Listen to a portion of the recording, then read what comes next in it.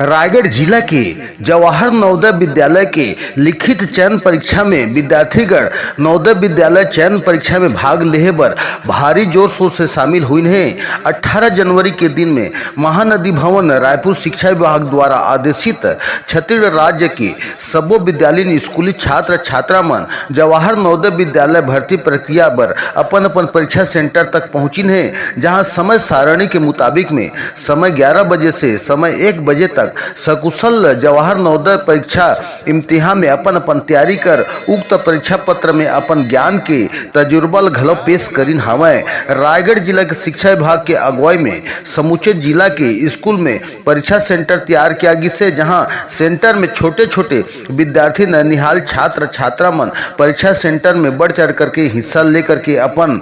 शिक्षा जगत के प्रतिभा ला प्रश्न पत्र में ज्ञान के रोशनी ला उत्तर पुस्तिका में उकेरे हमें, जहां रायगढ़ के पुसौर आदर्श विद्यालय और अभिनव विद्या मंदिर शासकीय उच्चतर माध्यमिक विद्यालय पुसौर और कोड़ातई पायोनियर पब्लिक स्कूल और PM Shri school Swami Atmanand school कोड़ातई में परीक्षा सेंटर में समय पूर्व पहुंच करके जवाहर नवोदय चयन लिखित परीक्षा में भाग लीन है, जहां भारी संख्या में छोटे छोटे ननिहाल मन